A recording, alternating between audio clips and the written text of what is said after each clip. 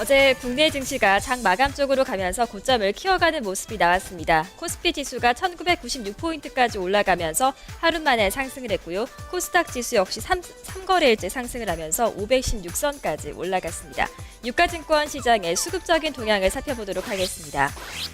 외국인 쪽에서 이틀째 매도 공세를 펼쳤습니다. 2천억 원이 넘는 매도 물량을 나왔는데 기관 쪽에서 다만 2,208억 원의 매수 우위를 기록했습니다. 금융 투자를 중심으로 한 매수세가 유입이 됐었고요. 개인 쪽에서 소폭 60억 원을 매수했습니다. 코스닥 시장의 수급 동향도 살펴보겠습니다. 외국인과 기관의 동반 매도가 나오다가 장 마지막에 기관 쪽에서 매수 우위로 돌아선 점이 좋았습니다. 143억 원의 매수 우위를 기록했고 외국인과 개인이 동반 매도했는데요. 개인 쪽에서 116억 원을 매도했습니다. 선물시장의 수급 동향까지 살펴보도록 하겠습니다. 선물시장 쪽에서는 외국인의 매수세가 유입됐습니다. 1256계약의 매수, 반면에 개인과 기관의 매도 우위였는데요. 특히 개인 쪽에서 900계약이 넘는 매도 물량을 출했습니다.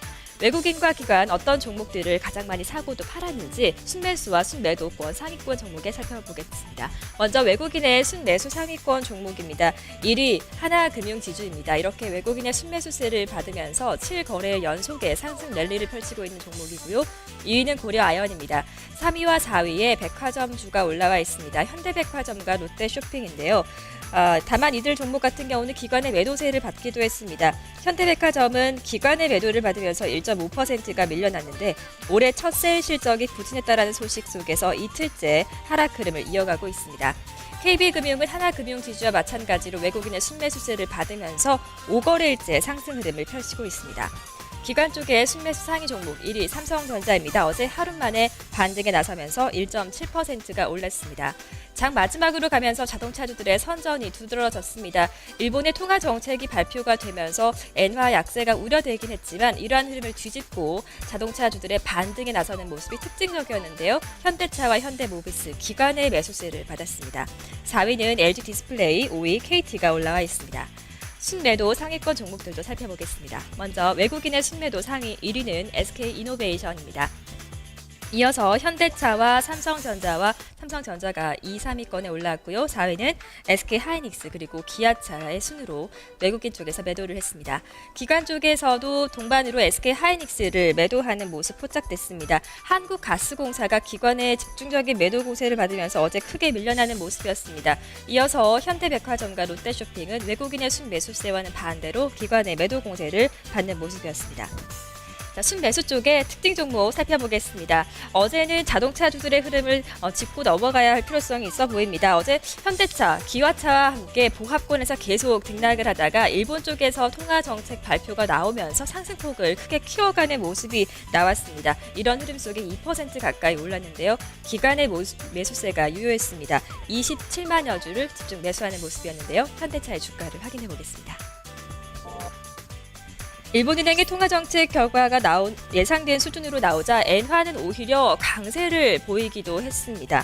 그리고 국내 자동차주도 우려와는 달리 반등에 나서는 모습이 나왔는데요. 현대차와 기아차가 동반으로 강세를 펼쳤습니다. 현대차는 1.9% 올라가면서 21만 4,500원의 거래를 마감했는데요. 현대모비스도 이틀째 강세를 펼치면서 2%가 넘게 올랐습니다.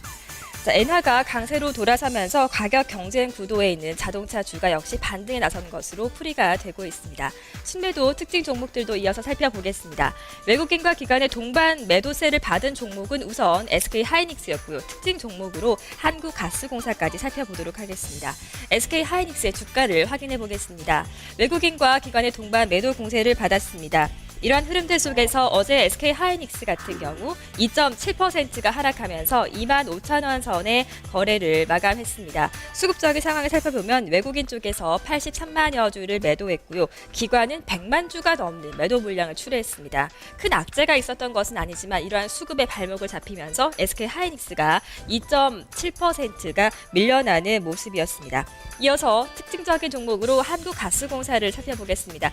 마찬가지로 외국인과 기관의 동반 매도세를 받았습니다. 기관 쪽에서 33만여 주 그리고 외국인이 27만 주를 동반 매도하는 흐름 속에서 어제 한국가스공사가 5,300원이 넘게 즉 6% 정도 하락을 하면서 72,200원의 거래를 마감했습니다.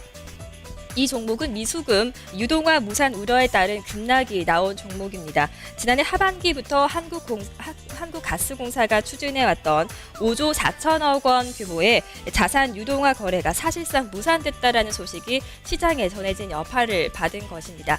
대신증권 쪽에서는 이 같은 분석을 내놓으면서 어제 한국가스공사의 목표 주가를 하향 조정하기도 했습니다. 어제 마감한 국내 시장의 수급 동향 살펴봤습니다.